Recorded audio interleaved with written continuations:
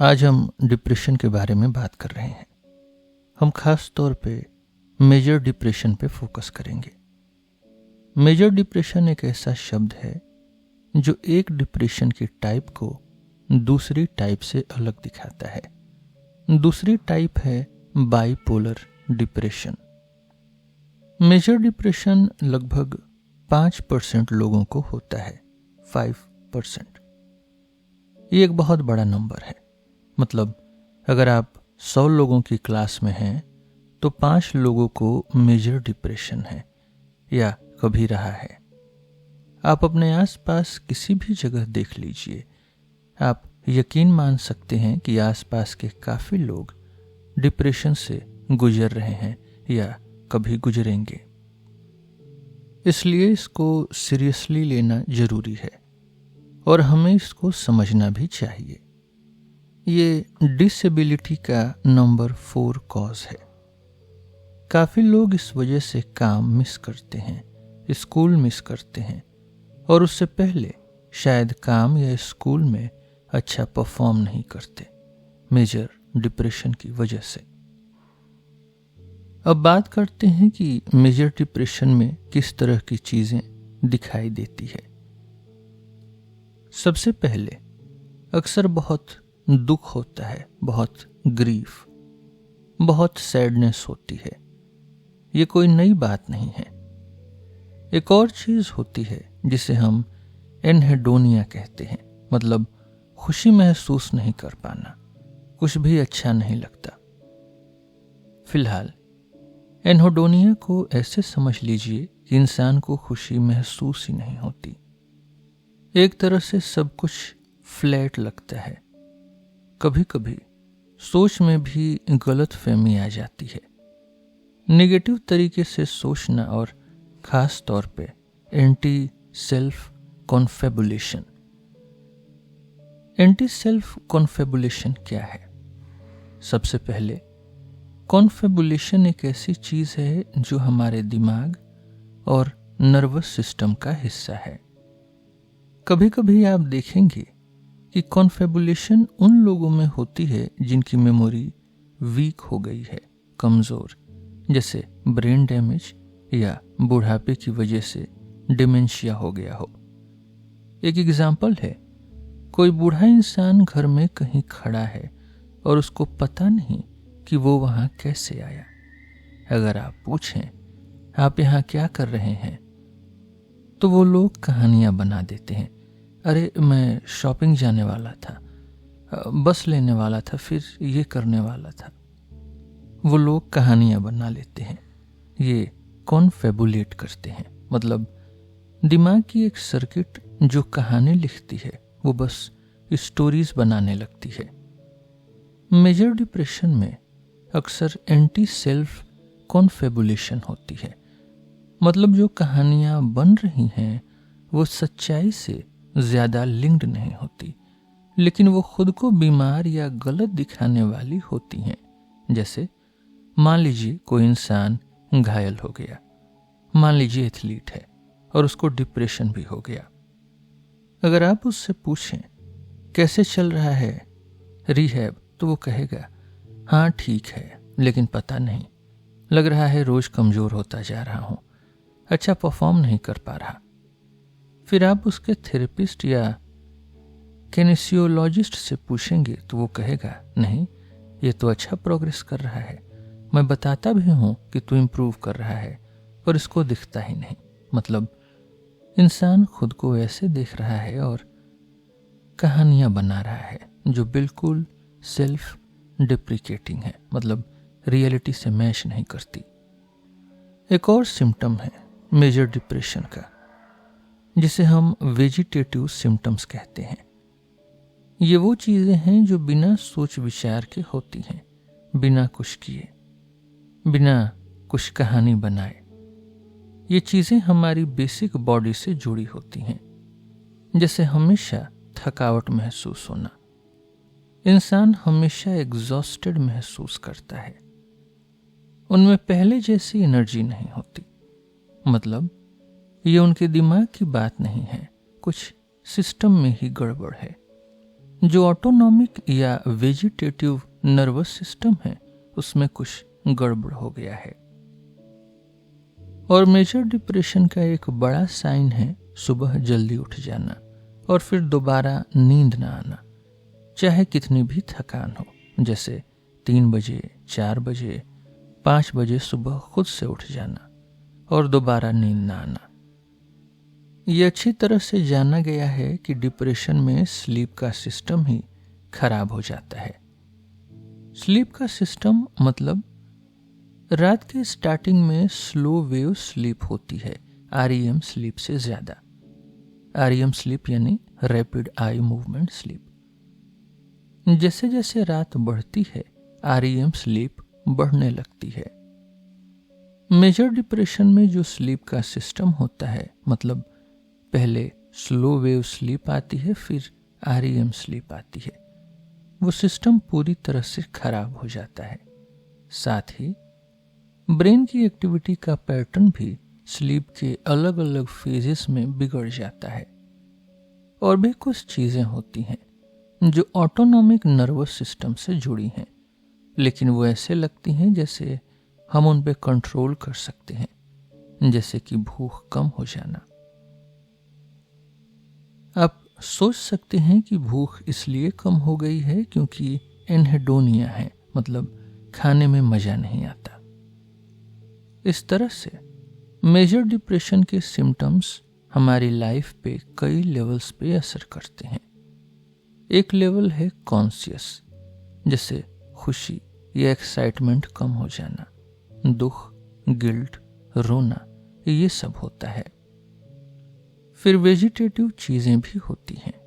नींद का पैटर्न खराब हो जाता है, जो सब कुछ और मुश्किल बना देता है जब हम जागते हैं।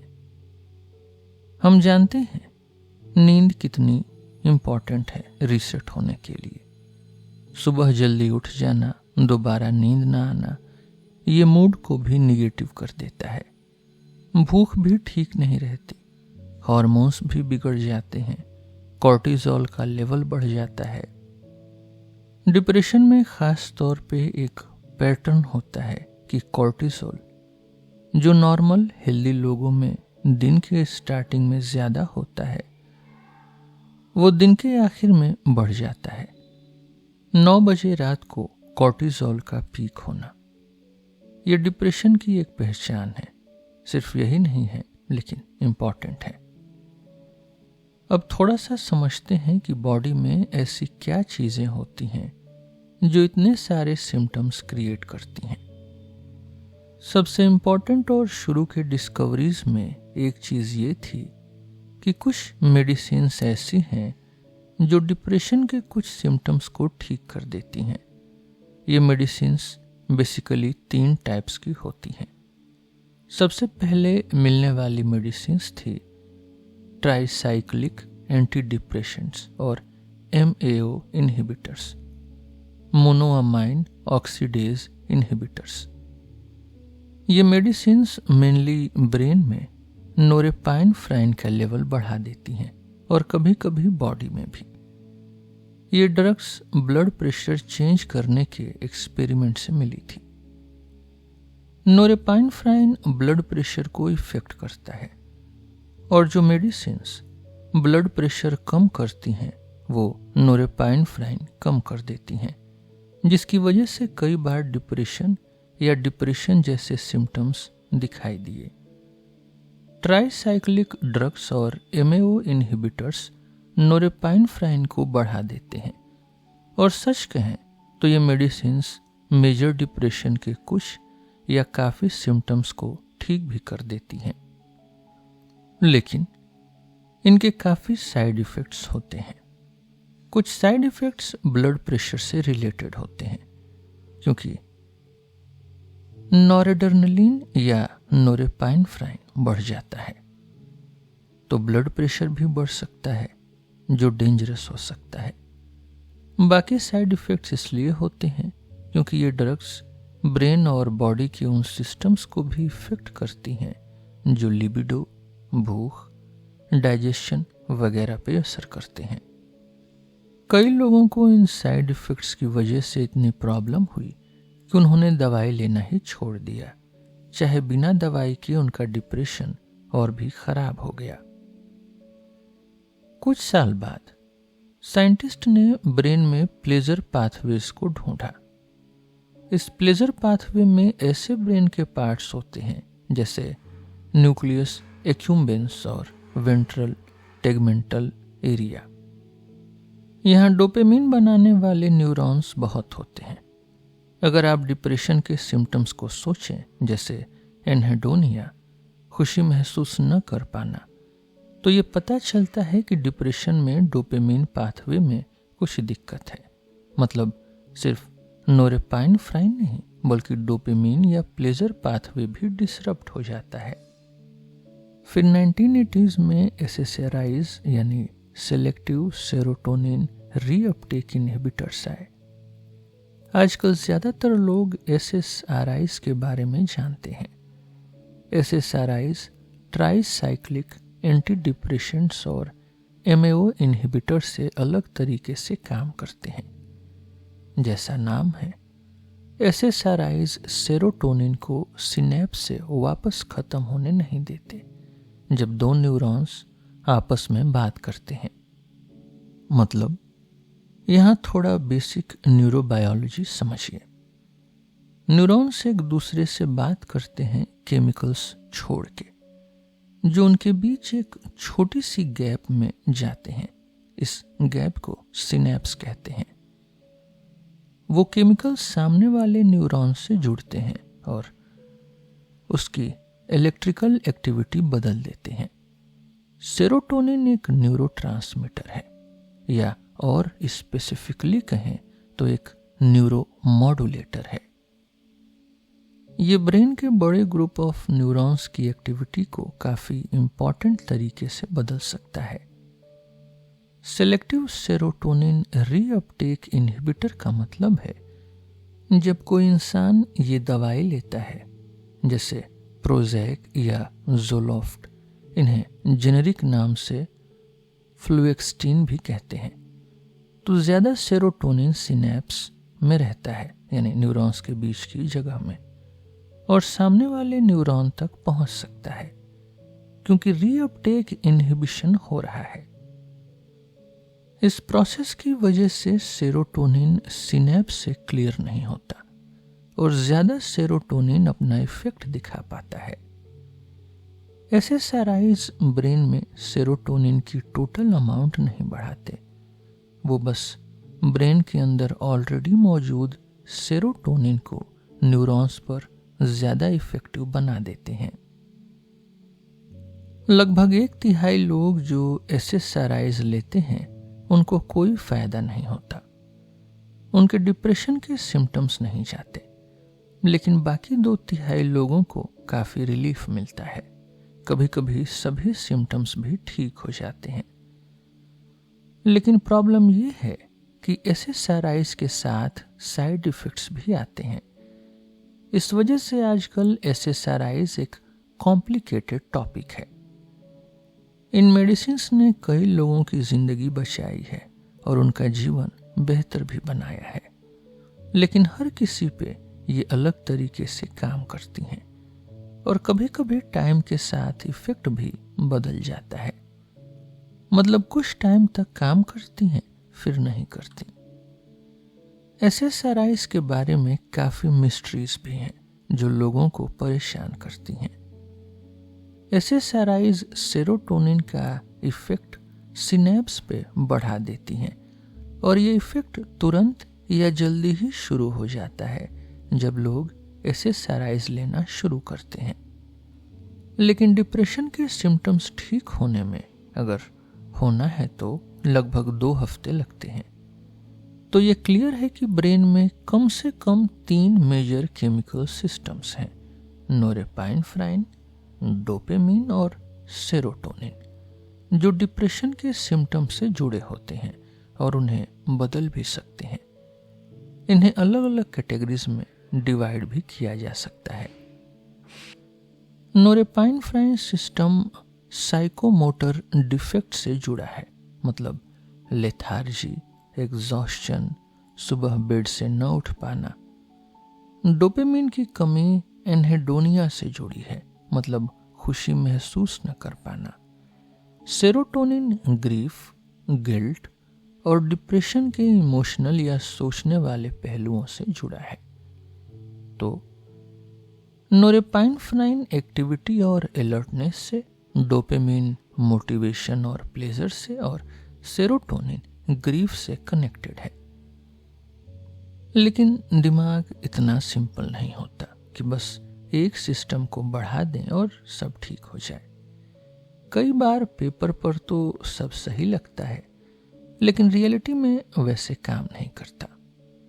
अच्छा साइकेट्रिस्ट पेशेंट के साथ मिलकर इन सिस्टम्स को बैलेंस करने की कोशिश करता है ताकि सही कॉम्बिनेशन मिल सके। अब मैं हार्मोन्स और डिप्रेशन के कनेक्शन के बारे में बात करूंगा, और स्ट्रेस का भी डिप्रेशन से क्या रिलेशन है, इस पर भी बात होगी। कुछ जेनेटिक्स या डिप्रेशन की टेंडेंसी की भी बात करनी है। 20% लोग, 20% लोग जिन्हें मेजर डिप्रेशन होता है, उनमें थायराइड हार्मोन कम होता है, जिसकी वजह से एनर्जी और मेटाबॉलिज्म दोनों कम हो जाते हैं। कभी कभी साइकेट्रिस्ट थायराइड की दवाई लिख देता है ताकि थायराइड बढ़े और डिप्रेशन के सिम्टम्स ठीक हो सके। कुछ सिचुएशंस या कंडीशंस ऐसी होती हैं जो थायराइड हार्मोन सिस्टम को इफेक्ट करती हैं और लोगों को डिप्रेशन के लिए ज्यादा वल्नरेबल बना देती हैं, या अगर पहले से डिप्रेशन है तो उसको और बढ़ा सकती हैं। जैसे चाइल्ड बर्थ, बच्चा होने के बाद। ये बहुत कॉमन है कि जो औरतें बच्चा पैदा करती हैं उनमें पोस्टपार्टम डिप्रेशन हो सकता है, और यह हार्मोन्स की वजह से होता है, या तो डायरेक्टली थायराइड सिस्टम की वजह से, या शायद कॉर्टिजोल हार्मोन की वजह से भी हो सकता है। इसके बारे में हम अभी बात करेंगे। कुछ औरतें अपने मेंस्ट्रुअल साइकिल के कुछ हिस्सों में भी ऐसे सिम्टम्स फील करती हैं जो बिल्कुल क्लिनिकल डिप्रेशन जैसे होते हैं, और अक्सर डॉक्टर उनको क्लिनिकल डिप्रेशन डायग्नोज भी करते हैं। मेंस्ट्रुअल साइकिल भी हार्मोन्स के बदलने से जुड़ा होता है। वैसे ही मेनोपॉज या मेनोपॉज के बाद की औरतें भी मेजर डिप्रेशन के लिए ज़्यादा सेंसिटिव हो जाती हैं, चाहे पहले उनको कभी डिप्रेशन हुआ हो या न हुआ हो। तो ये सब चीज़ें ध्यान में रखनी चाहिए और डॉक्टर से बात करनी चाहिए।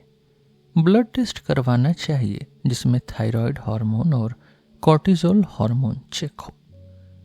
कॉर्टिजोल हार्मोन इसलिए इम्पॉर्टेंट है क्योंकि ज़्यादा स्ट्रेस का मतलब है ज़्यादा बार मेजर डिप्रेशन के चांसेस। कितनी बार? जैसे 1, 2, 3 स्ट्रेसफुल इवेंट्स जिंदगी में होते हैं, लेकिन जब 4 या 5 ज़्यादा स्ट्रांग और लंबी स्ट्रेसफुल सिचुएशंस होती हैं तो मेजर डिप्रेशन का रिस्क बहुत बढ़ जाता है।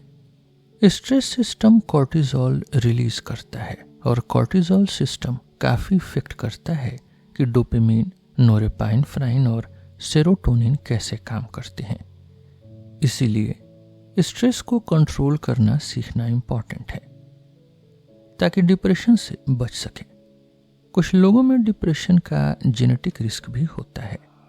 ये कैसे पता चला? आइडेंटिकल ट्विंस, एक जैसे जुड़वा भाई बहन में अगर एक को मेजर डिप्रेशन है तो दूसरे को भी मेजर डिप्रेशन होने का 50% चांस है, लेकिन ये 100% नहीं है, मतलब पूरा जेनेटिक नहीं है, लेकिन रिस्क ज्यादा है। फ्रैटर्नल ट्विंस यानी अलग अंडे वाले जुड़वा बच्चों में ये नंबर कम हो जाता है। सिबलिंग्स में 25% होता है और हाफ सिबलिंग्स में 10% के आसपास होता है। मतलब जितना आप किसी डिप्रेस्ड पर्सन से क्लोजली रिलेटेड हैं उतना ज़्यादा चांस है कि आपको भी डिप्रेशन हो सकता है। अगर आपको डिप्रेशन नहीं हुआ है तब भी स्ट्रेस को कंट्रोल करना सीखना चाहिए, क्योंकि स्ट्रेस बड़ा फैक्टर है जो डिप्रेशन को ट्रिगर कर सकता है। अब मैं कुछ टूल्स के बारे में बात करना चाहता हूं जो डिप्रेस्ड लोग या जिनमें डिप्रेशन का रिस्क है या जो सिर्फ अपना मूड अच्छा रखना चाहते हैं यूज कर सकते हैं। कोई भी ऐसी चीज जो किसी केमिकल का लेवल बदल सके शायद डिप्रेशन के कुछ सिम्टम्स में रिलीफ दे सकती है। जैसे अगर आप बहुत ठंडे पानी से नहा लीजिए या आइस बाथ ले लीजिए तो आपके ब्रेन और बॉडी में नोरेपाइनेफ्राइन और एपिनेफ्राइन रिलीज होता है, ये पक्का है। अगर डिप्रेशन का कुछ हिस्सा लो नोरेपाइनेफ्राइन से रिलेटेड है तो कोल्ड शावर लेने से शायद कुछ रिलीफ मिले। क्या एक्सरसाइज मदद करेगी? अगर आप दौड़ते हैं तो आपकी बॉडी में नोरेपाइनेफ्राइन बढ़ जाएगा। अगर आपको दौड़ना पसंद है तो डोपामिन और शायद सेरोटोनिन भी बढ़ेगा। क्या इससे डिप्रेशन ठीक हो जाएगा? काफ़ी स्टडीज हुई हैं कि एक्सरसाइज डिप्रेशन को कैसे इफेक्ट करता है और ये पक्का पता चला है कि रेगुलर एक्सरसाइज डिप्रेशन से बचाता है और डिप्रेशन के कुछ सिम्टम्स में रिलीफ भी देता है। आप सोच रहे होंगे फिर दवाइयों की ज़रूरत क्यों पड़ती है? प्रिस्क्रिप्शन ड्रग्स या सप्लीमेंट्स क्यों चाहिए डिप्रेशन के सिम्टम्स कम करने के लिए? यही तो डिप्रेशन की सबसे ट्रिकी बात है। जब कोई इंसान डिप्रेशन में बहुत डीप चला जाता है तो उसमें इतनी एनर्जी ही नहीं रहती कि वो नहा सके या शावर ले सके। उसको कुछ करने का मन ही नहीं करता। दौड़ना तो दूर की बात है, बेसिक काम भी नहीं हो पाते। ये बात जरूरी है कि जो सर्किट्स हम सबके दिमाग में होते हैं, खुशी, मजा लेने, एक्सरसाइज या कोल्ड शावर लेने का, वो हर किसी में होते हैं। लेकिन जब कोई इंसान मेजर डिप्रेशन में बहुत अंदर चला जाता है तो वो इन सर्किट्स को यूज ही नहीं कर पाता जैसे नॉर्मल लोग कर लेते हैं। अब अगर हम डिप्रेशन को एक और बायोलॉजिकल एंगल से देखें तो उसमें इन्फ्लेमेशन यानी सूजन और इम्यून सिस्टम का भी रोल है। अभी काफ़ी रिसर्च हो रही है कि मेजर डिप्रेशन काफ़ी केसेस में ज़्यादा इन्फ्लेमेशन से जुड़ी होती है।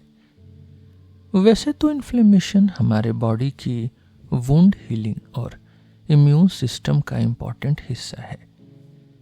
हमारी बॉडी को बीमारियों से लड़ने में भी मदद करता है।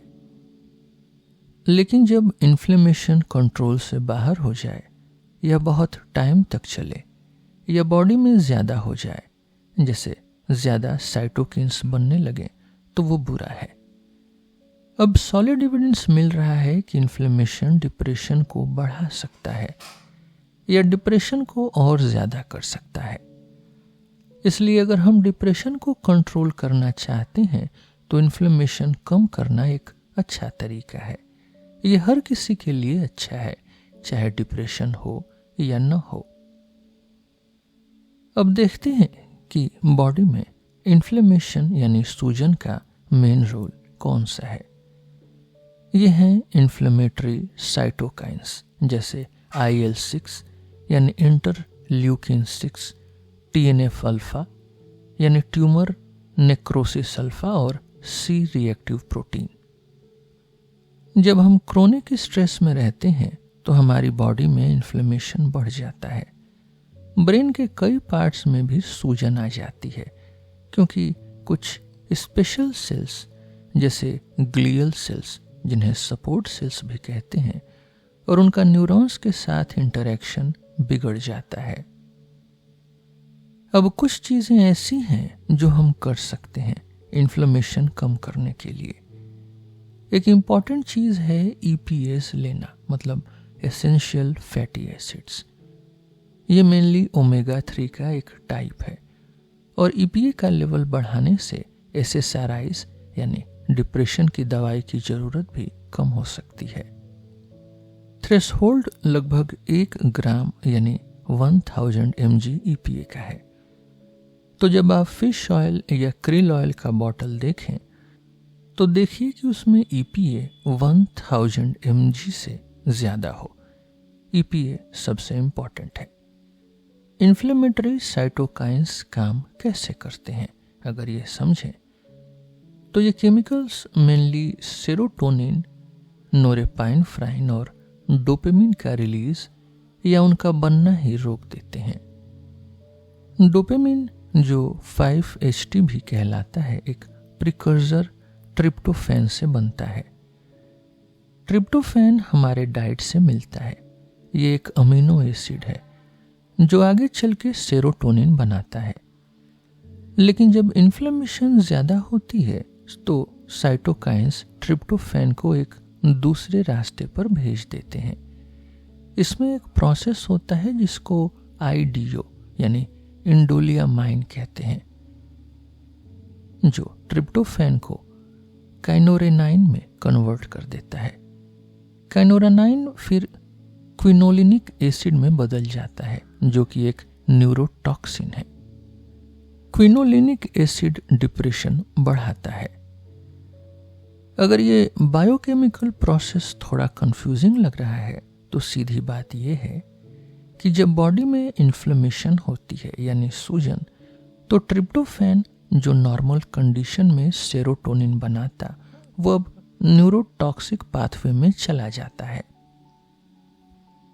जब हम EPA यानी एसेंशियल फैटी एसिड्स लेते हैं तो वो इन इन्फ्लेमेटरी साइटोकाइंस जैसे IL-6 C रिएक्टिव प्रोटीन को कम करता है, जिसकी वजह से ट्रिप्टोफैन फिर से सेरोटोनिन बनाने वाले पाथवे में जाता है।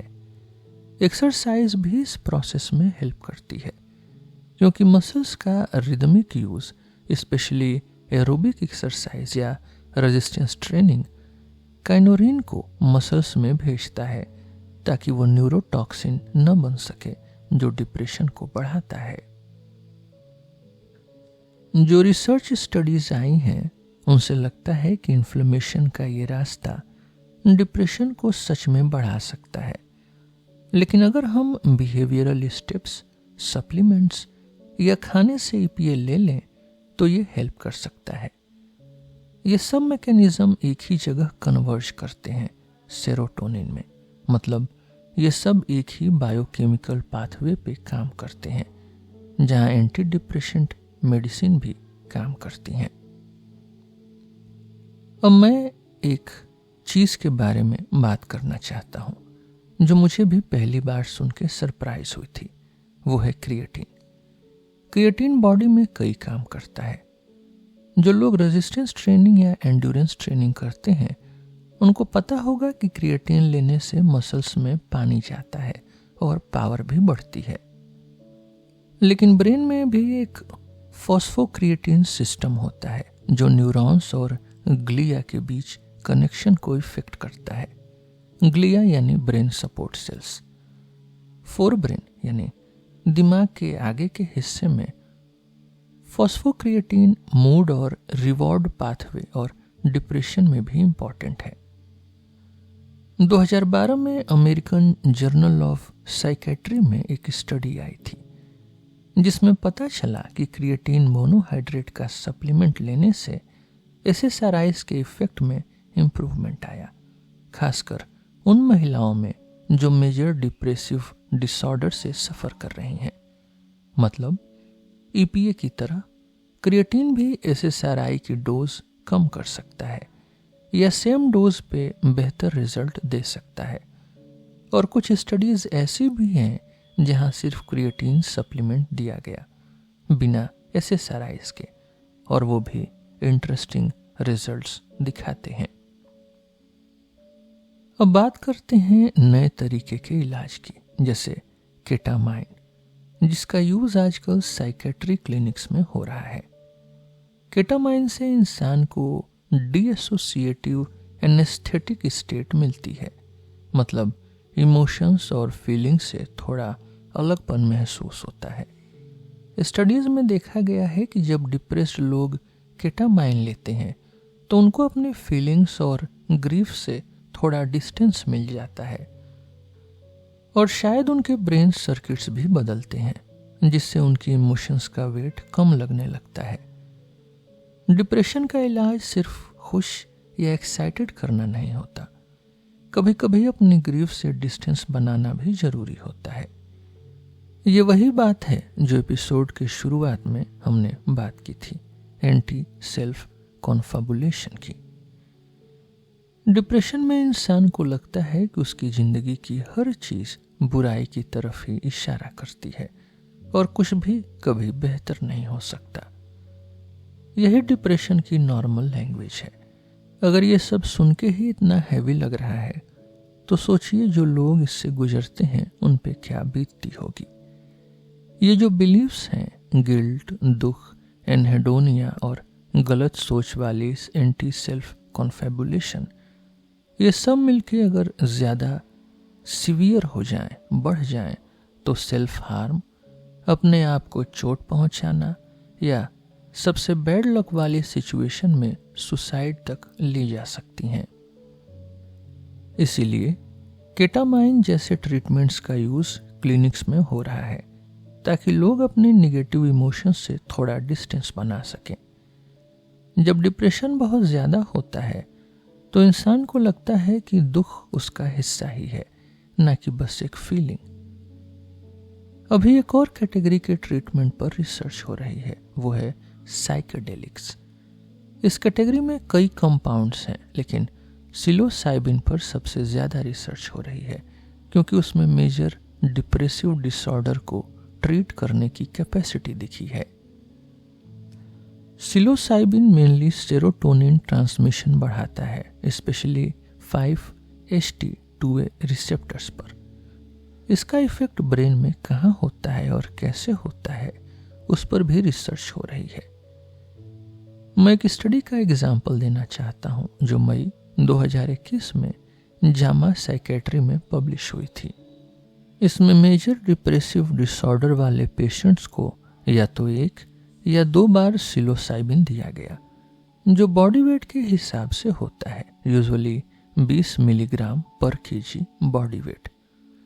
इस स्टडी में देखा गया कि सिलोसाइबिन लेने वाले 50 से 70% लोगों में मूड, फीलिंग और डिप्रेशन के सिम्टम्स में बहुत ज़्यादा सुधार आई।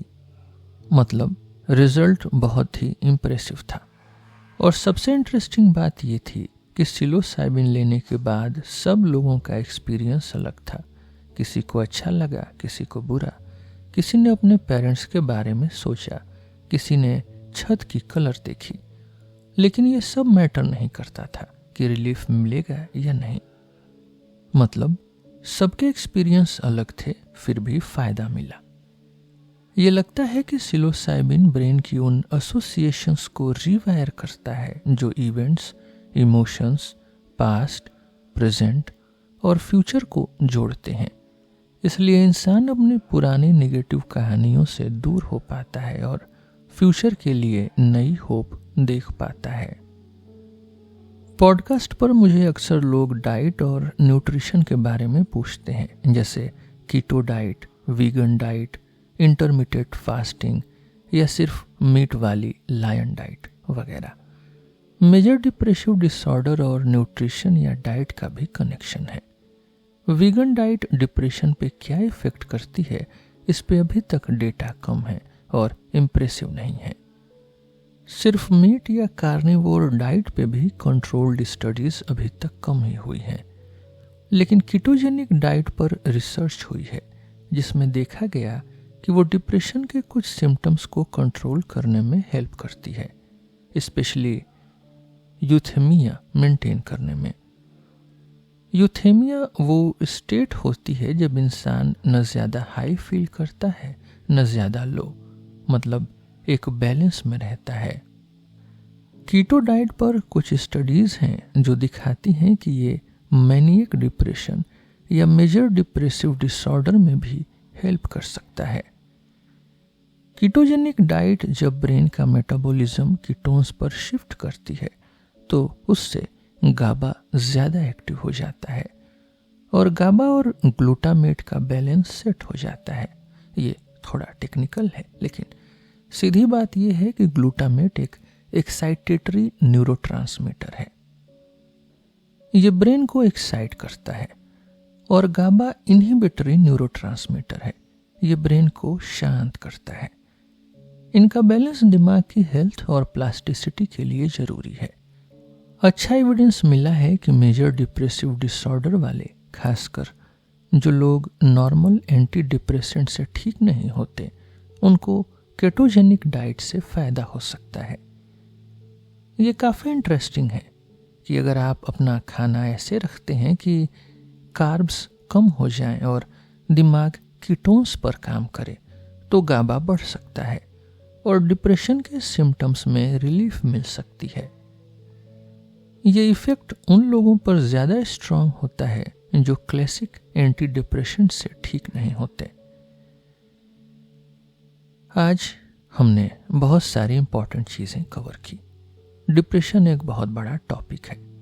हमने सिम्टम्स की बात की, फिर दिमाग के केमिकल्स और बायोलॉजी समझी, और फिर उन चीज़ों की भी बात की जो एक्चुअल साइंस पर बेस्ड है। एक छोटा सा रिकैप कर लेते हैं। सबसे पहले, अपने प्लेजर सेंटर्स को ओवरलोड मत करिए, चाहे एक्टिविटीज़ हो या कोई कंपाउंड हो।